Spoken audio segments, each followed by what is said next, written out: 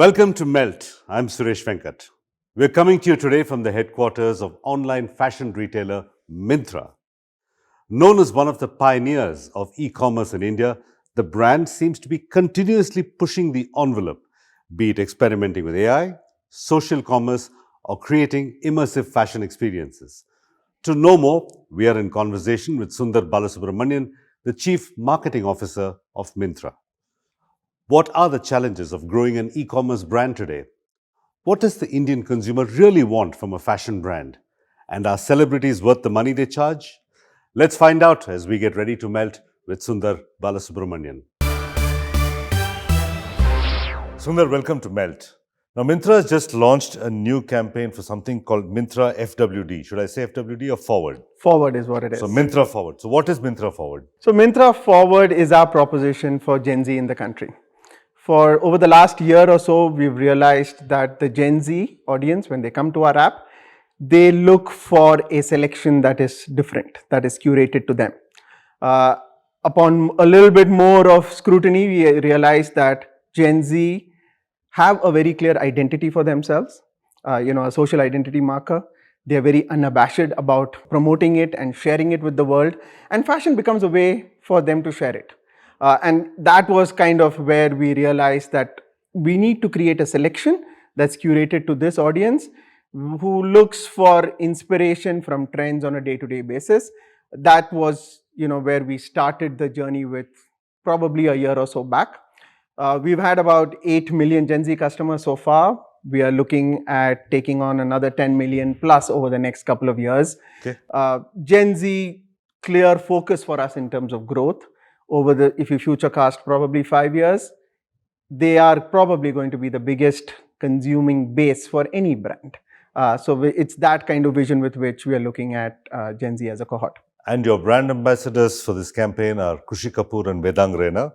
Now, these are not very well-known names because they're movie stars who haven't made their debut yet. Yes. What's the logic of choosing people who are not famous yet as brand ambassadors? It goes back to what the Gen Z, where they seek inspiration from. And again, it goes back to giving them people whom they can relate to. Both Khushi and Vedang are in that exact sweet spot of starting their professional journeys, which is really where Gen Z in the country also are. So that was a clear fit the way it works. And also, if you see both of them from a social media perspective, top notch as far as fashion game goes. Again, very clear about their identities, about their choices, and how it comes across from a fashion perspective. So that's kind of where we saw the fit for them. And at least initial reactions have been very, very positive on social media. So Myntra and e-commerce in general uses a lot of celebrities to promote various brands. Celebrities are expensive, as we all know. How do you measure the ROI on the use of a celebrity? So the only thing to start off there is celebrity usage across any other category versus celebrity usage for a fashion brand or a fashion retailer. Fashion, any consumer, when they're looking for fashion in their journey, they seek inspiration from celebrities. So the category and celebrities are intertwined quite strongly in the consumer journey. Most other categories use a celebrity to get a cut through, to seek associations, aspirations. For us, it's a part of the consumer journey because they seek inspiration from celebrities. So that's the starting point. The way we look at ROI is how we would look at any brand health ROI. We look at imagery parameters, we look at salience parameters, and how celebrities and campaigns continue to work on these by cohort. Now, influencers are giving celebrities a run for their money, or are they? Well, I want to just make a small correction there, which is influencers also celebrities. Okay. Right? So let's call them micro or mini celebrities. Yeah, so content creators versus more Bollywood actors would probably be just as starting point, they're different, but both of them celebrities in their own rights today, right? Both of them work across. So lots of Bollywood celebrities on social media, lots of content creators crossing over. So that's happening. Our starting point again is when different consumer cohorts are seeking inspiration for fashion and beauty, who do they turn to? So you will have a large scale population looking at a Bollywood or cricket celebrity in terms of source of inspiration. We would use them. when you look at cohorts specifically from a Gen Z perspective, or a very specific kind of selection that we are launching, say for autumn winter coming up, where it's probably that audience looks for content creators and influencers as a source of inspiration, we would use them. So for us, it's not an either or, it's an and. Okay. Apart from using Bollywood celebrities and let's say social media influencers, you had a virtual influencer this year as well, Maya, who worked with your real life influencers, Shah Rukh and Kiara. So did she threaten Shah Rukh and Kiara? I wish. So we launched Maya along with our last EORS campaign. Maya is the first fashion virtual influencer in the country. And the way we've imagined is for her to take trends to the country at large. Her role is to showcase trend first on a day-on-day, week-on-week basis, and really connect with the youth of the country and take that forward. That's the role that we've envisioned. Maya was born out of a certain, I would almost call, principle of innovation that Myntra has. And it was an experiment of sorts that's obviously played out really well for us. In the EORS campaign, her role was, as I said, to talk about trends that are coming up in the sale itself. We had Shah Rukh and Kiara do a similar one on TV from a much more scale perspective.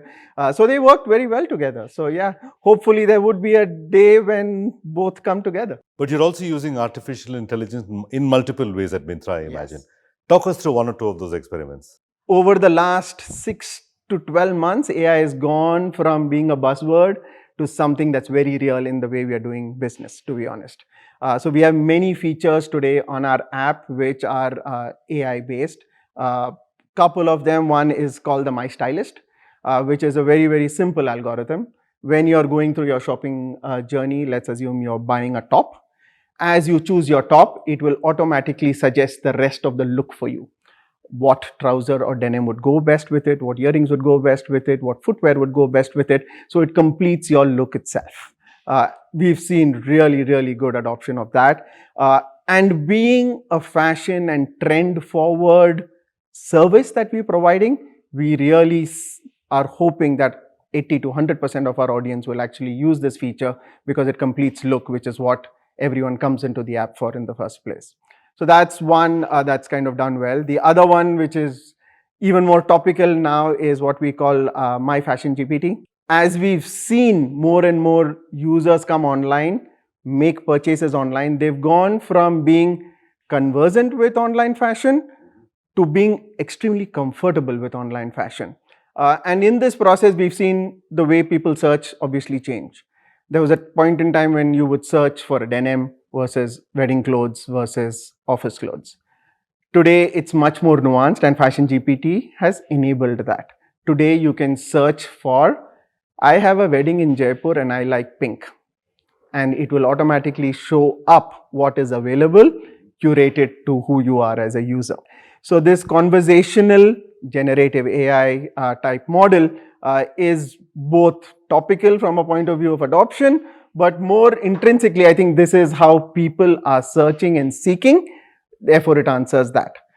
In all the features that we've kind of launched so far, My Fashion GPT has probably seen the highest repeat rates that we've seen. So that gives us a lot of confidence. That's the fascination with large language models and natural language. Absolutely. Artificial intelligence assistants. Now, how are your tier 2 and tier 3 customers? Are they very different from your tier 1 urban customers? So I wouldn't necessarily classify them as metro, tier 1, tier 2. How would you classify them? We would tend to classify them as their approach to fashion. You have a certain sect of audience who look for fashion from a trend perspective, global levels perspective. Call them affluent if you want to. You will have a certain audience that looks at it from a brand perspective. They want to wear the brands that celebrities are wearing and showcasing. That's the other audience. And you have an audience which obviously clearly looks for value and deals very specifically, right? So you have them. You have all three across metro, tier 1 and tier 2. So it's not probably as geographical as it is compartmentalized by their approach to fashion and what they're seeking. What we've kind of unlocked for all of them, all across, is access. Ability to be able to buy, whether it's a global brand or whether it's a trend of the week, whether it's edgy, fashion coming in from Hollywood that you want to wear sitting in a tier 3 town. All of that gets enabled, and that access is what we've kind of provided. And I think for our users and customers, that's been the biggest takeaway. From a cursory understanding of advertising done by e-commerce brands and fashion brands, it seems that choice and discount continue to be the two platforms at which you're luring the customers in, or the value proposition that you're presenting customers. What else does a Myntra customer come to you for? When they start off, again, it's by cohort. There are customers who look for trends very clearly. So if you look at Kushi and Vedang as an ad, you would not find a price point in it anywhere. What you would find in that are very clearly different kinds of trends which are here and now.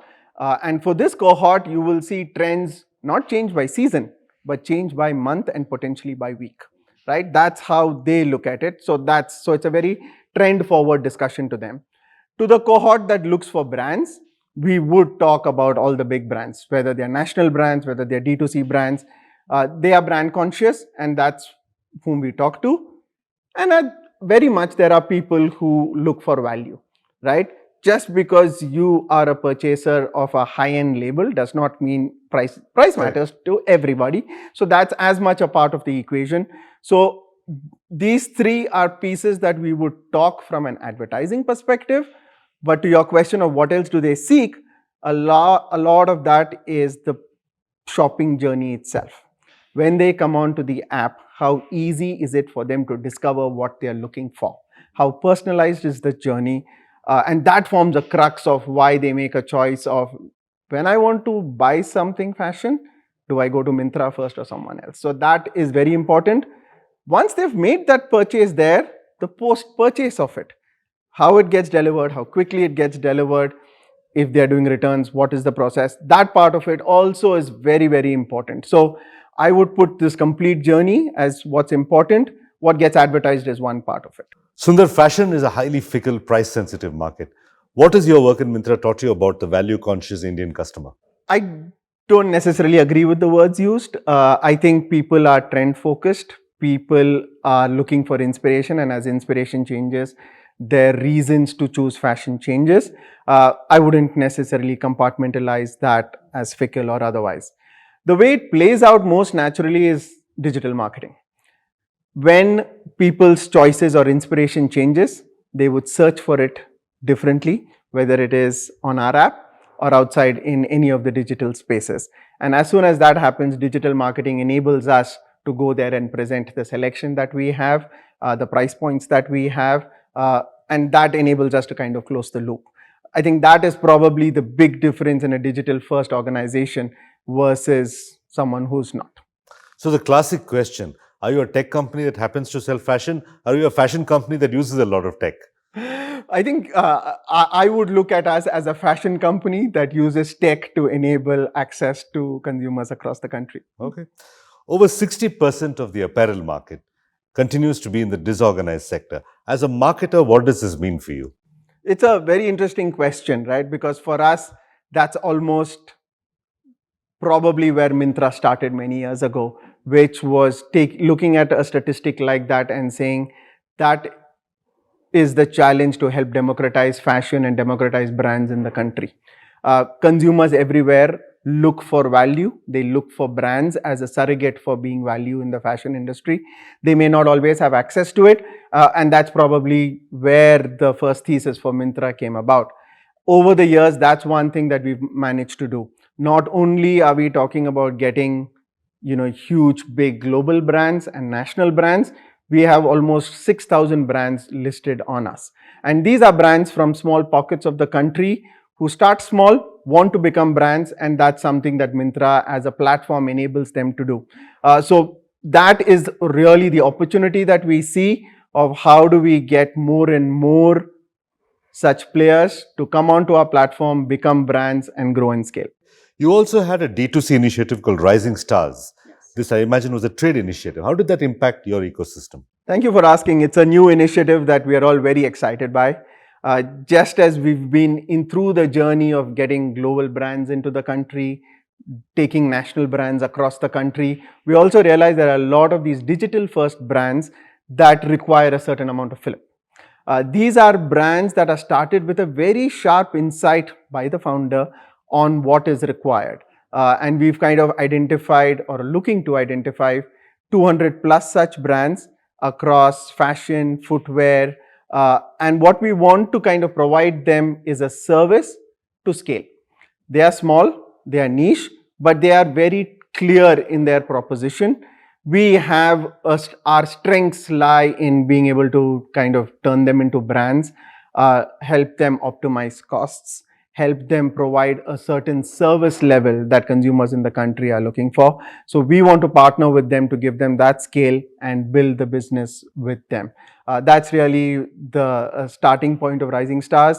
It's been a month or so and we've seen amazing interest so far. And I think the future is really bright for D2C brands in the country. I imagine one of the big concerns of your Gen Z cohort, especially, is climate change and the impact that fashion has, because we've all read that fashion is a huge resource consumer and impacts climate change. How do you address that as a marketer, that concern that your Gen Z customers may have? The concern around sustainability is across all cohorts. And I think that's great because that's a shared passion for everyone, and it's a shared passion for Myntra. For us, when we are looking at sustainability and wanting to showcase that, for example, we have a store which looks at only sustainable brands and clearly demarcates them in our app. So any customer looking for that knows where to find it. But that's on the customer facing side. A lot of work is actually done in the back end from a sourcing perspective, and how do you get sustainable sourcing going? Working with organizations like the Better Cotton Initiative, we look at sustainability from a sourcing perspective, that in the end of the day, more and more brands that we put out to customers are sustainable. I think so that's a shared passion with our customers, and we look forward to championing that. What does Myntra's vernacular marketing strategy look and sound like? So it's very important for us, right? When you look at the breadth of the country, we get a big chunk of users and customers coming from tier 2, tier 3 markets, and we have to market to them in the language that they're most comfortable with. So from a marketing point of view, for example, the Shah Rukh Kiara ad that you spoke about was of course done in Hindi. We used similar celebrities for the other states and regions to market it in the language of their choice, because again, they seek inspiration from their local stars and done in their local languages. But beyond marketing, we've probably taken it to the next step to also aid their shopping journey itself. So the search, for example, on Myntra today is available in 11 vernacular languages. And we've also been creative and said it can also be done in English. Which is again the way many people would be talking and speaking. So we've kind of customized ourselves to how audiences are and trying to keep pace with their demands on that front. Okay. Your end of reason sale was extraordinarily successful this year, and I imagine it's a fairly valuable sub-brand within the Myntra family. What's the future of this property? Both strong future, and it's had a strong history actually. This was the 18th edition of the end of reason sale. Happens every June and every December for us, and it becomes a sort of occasion for us to celebrate everything fashion and beauty, celebrate brands, celebrate trends, celebrate value propositions that we can put out there. And the good part of it is how it keeps building year on year for us in terms of both scale and in terms of depth of how many consumers across the country find new trends, find new brands. It's a marquee property for us. It enables us to further democratize fashion in the country, which was our starting point. So we see a bright future for this program. Okay. Let me ask you a couple of personal questions. You've worked in broadcast, advertising and FMCG. What is your approach to this world of fashion? So it's one of those some things same, some things different perspective. Of course, what's same across most of them is all businesses are strong businesses, are built on the foundation of being customer centric. What is customer centricity for that industry will change, but that is the core of anything, all these businesses. And that's amazing where even though I've gone through a few industries, I found that so central and core. What changes are the nuances of each one. So when it comes to what we are doing from an online fashion e-commerce perspective, big change is data related. There's lots of that you kind of have to glean and look at and make sense of and make choices of what you want So and all the don't data, want. does it help a marketer or does it hinder a marketer? It's how you use it, right? If you allow data to inform your choices, it's great. If you use data and almost get lost in data looking for solutions, it's probably going to be a challenge for you. I think the sweet spot for me is allow data to help me ask questions rather than data Find the for answer. answers, right? So I think that's the sweet spot. That's been a big change for me from an e-commerce perspective. The other one has been speed. Of course, from the FMCG world to something like e-commerce, speed of the business overall, speed of how operations work, how customer pieces work, how you respond is very, very different.